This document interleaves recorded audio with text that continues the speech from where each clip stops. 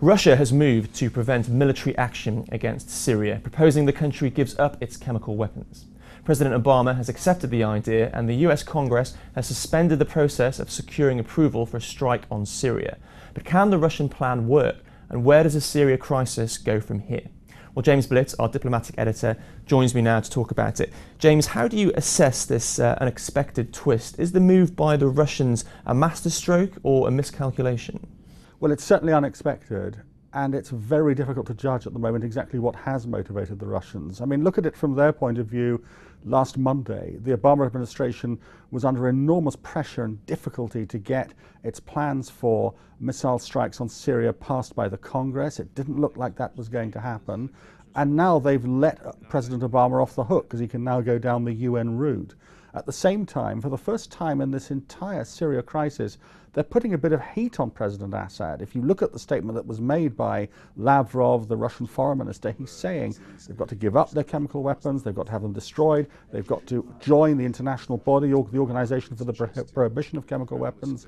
That's quite tough stuff, and even if you've just got that down into a UN Security Council resolution and not much else, that would be tough for the Syrians. So a tough proposal and a new move from the Russians, but how feasible do you think the proposal is? Is it a practical solution? The Syrians, they would have to acknowledge that they have these chemical weapons in the first place, wouldn't they? Yeah, well, there's a huge number of difficulties. First of all, the US is going to want to have some granularity to all this. It's going to want to get a UN Security Council resolution passed quickly.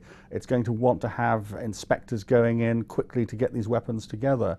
But then there are other problems that arise. First of all, President Assad is not going to want to give up these weapons. They're an important part of his power base. They're totemic for him, and there'll be a sense that he's giving up something quite important. And also, these weapons are all over the country. There's 40 or 50 sites. The US doesn't really know where they are. The Russians probably don't. So logistically, it's very hard indeed. Now, you mentioned that Obama has almost been let off the hook here. This is now firmly potentially back in the hands of the United Nations, and he no longer has to win this difficult vote in the House of Representatives. But if Assad fails to give up the weapons, could this move almost strengthen the US president's hand, do you think?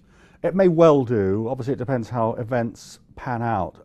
The first thing to say is that I don't think President Obama is going to want to take the threat of military action off the table. The argument he's making is that it's because I've made the threat of military action that the Russians are actually shifting for the first time, so he's going to want to keep it there. The question then arises, well, how long will he give this whole process? He might want to give some kind of time delineation to it. If it then fails, he then has the question of the basis on which he takes action. My own view is that if he fails at the end of this UN process, and perhaps he's got a UN Security Council resolution, I'm not sure he will have to go back to Congress. I think he may well feel he's got enough legitimacy to make an executive strike, an executive decision on a strike, without going through that whole process again.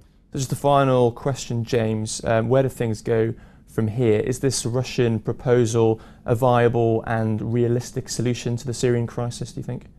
Possibly. Everything now goes to the UN. To answer your question directly, there will be negotiation next week over a UN Security Council resolution. The US and its allies will want that agreed very quickly. They'll want it to have some serious crunch, some serious timetabling. I think one of the most interesting things at the moment is to see just how all this is looking from Damascus's point of view and around President Assad.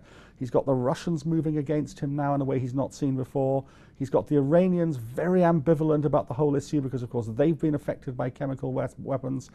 He's not looking quite as comfortable as he might have thought, and that might start to make itself felt among some of the people around him who might begin to wonder how long he can last. Okay, James Blitz, thank you very much.